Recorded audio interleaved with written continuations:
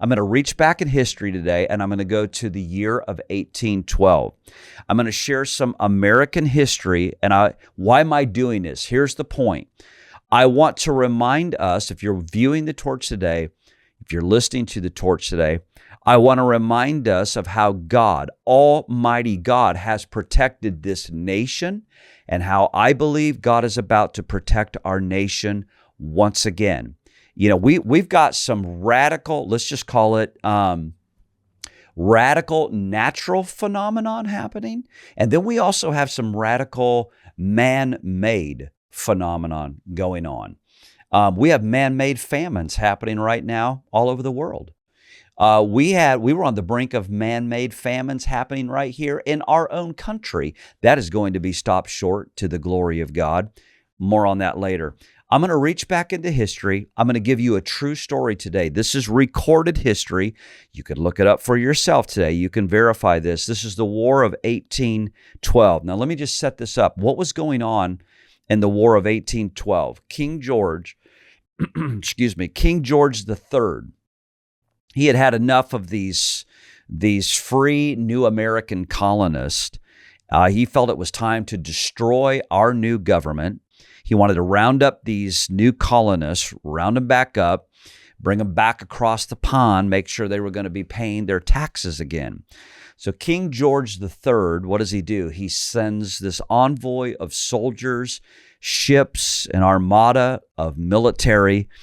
And on August the 20th, 1814, there was a climatic shift that happened as the British were advancing and coming to the capital of Washington, D.C. Now, here's what happened.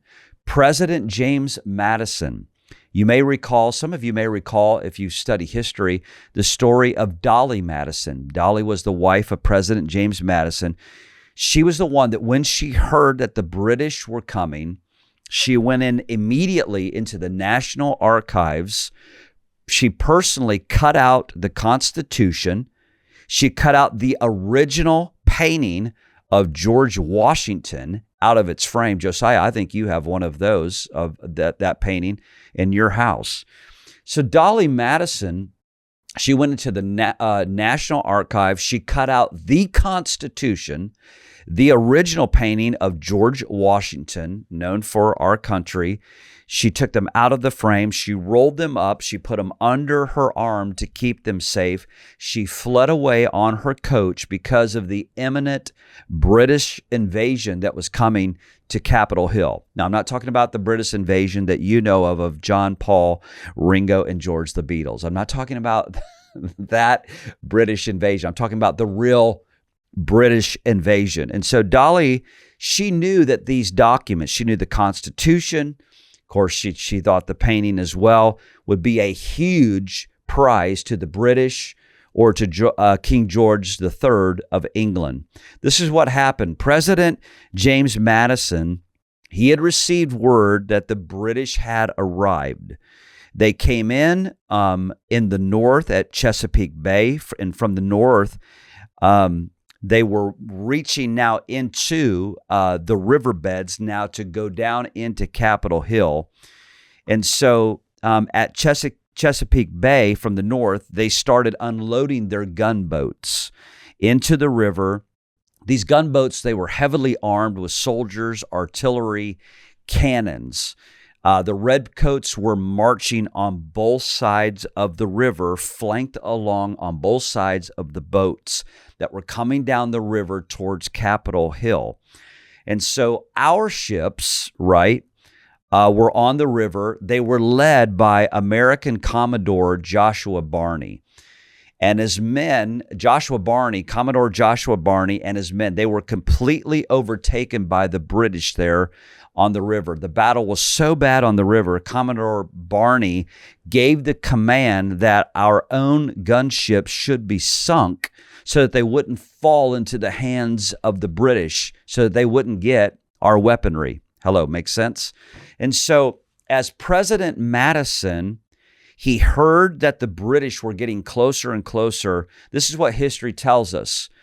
He calls Secretary of State James Monroe to come for a secret meeting. to take a scout team to go on the Maryland side of Washington, D.C., and look to see how many redcoats were now advancing and coming towards Capitol Hill. He wanted a fresh visual so that they could prepare on Capitol Hill for the impending attack. And so James Monroe, Secretary of State, he goes on an assignment now for President Madison. What is he doing? He's going after a head count, help me, Lord, to talk, a head count of the redcoats.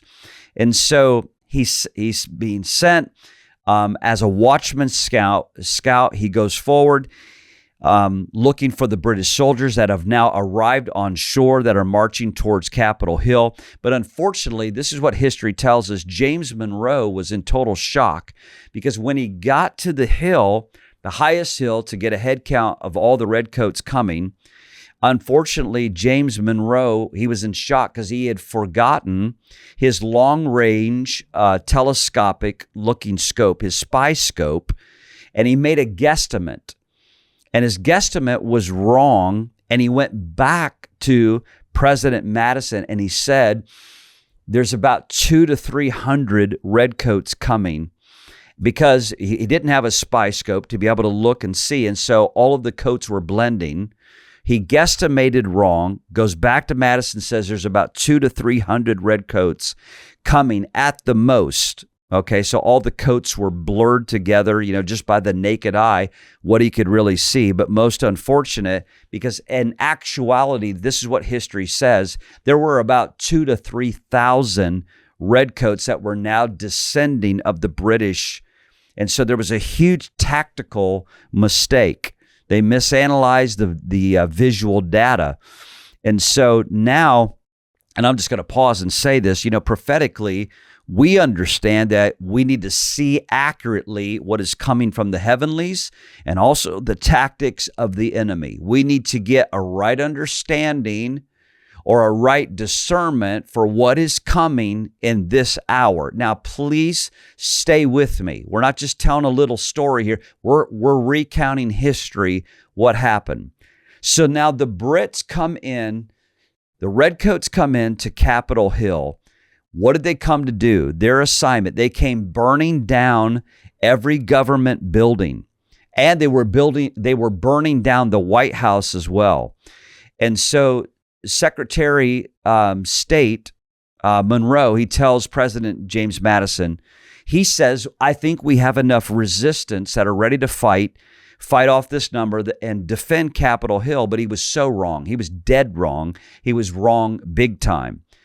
August 24th, 1814, this was the day. Sir George Cockburn, he was the British commander. He was the officer in charge that led the attack on American soldiers. Here was Sir George Cockburn. Here was the mission: burn down and burn every government building in this new America. That was the goal. That was the mission. So that's exactly what they did. They started burning down every government building we had. They started burning down the White House. Now, it looked like the British were winning because we didn't have enough men to deal with this. Overwhelming forces of the British. This was a huge siege by the redcoats. While this was going on, now again, these are the facts of history. While this is going on, you can look this up. While the British were destroying Washington, there was a group of American women. These women were intercessors. They were gathered together in a prayer meeting that had been going on in this private home near Capitol Hill. During this battle, from time to time, they would send out a woman to get out on the streets, watch, get a fresh visual update on what was going on, come back into the house with the other intercessors, share what they had seen, and also share what the enemy was doing. Now, at this time, most everybody in Washington had evacuated. And there were some people that had remained. They were hiding and bunkering down in houses on Capitol Hill. And so they're up there, they're hiding from the Brits. There's this group of intercessors, this group of ladies that kept burning in prayer. They were watchmen. They were watching and praying and watching. They didn't evacuate. They stayed in this house, watching and praying, sending a watcher, getting fresh reports. This is what God did. This is what history tells us. God began to answer their prayers on August the 24th, 1814, with an unusual storm. There was a hurricane that came out of nowhere. A hurricane hasn't happened since, before that time or happened since. A hurricane came out of nowhere, appeared over Capitol Hill. Never happened like this before. Amazingly, listen to this. The rains and the winds began to literally extinguish the fires of the burning buildings that the British had unleashed. These are the facts, okay? This is not some harebrained story. These are the facts.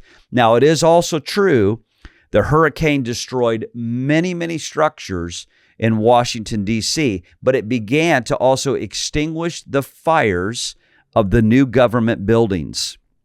And then here's what also the hurricane began to do. It was actually combating against the British troops more than anything else. And this is true. In the hurricane, there was a tornado that was spawned. It came down. It started literally picking up British cannons, tossing them some 100 and 200 feet away like little bitty toys. Facts. More British soldiers were killed by flying debris that day than by gunfire than all the previous war itself. That's amazing. So what happened? Sir George Cockburn, the British commander, saw this, that he was suddenly beginning to lose the war of all things against a hurricane and a tornado of all things.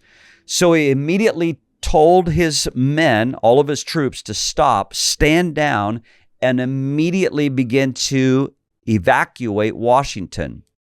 Sir Admiral George Cockburn is now mounted. This is what history says. He mounted on his horse, trotting out of Capitol Hill with the last rows of his soldiers, when suddenly he sees a woman, a lady that is standing on the road on his way out. And he thinks, this is very odd. Number one, because the woman is out there literally in the midst of a hurricane. Number two, she knows that the Brits are the enemy. So why would she be standing out there in the wide open? He trots over to her on his horse, and I'm going to quote these historic words.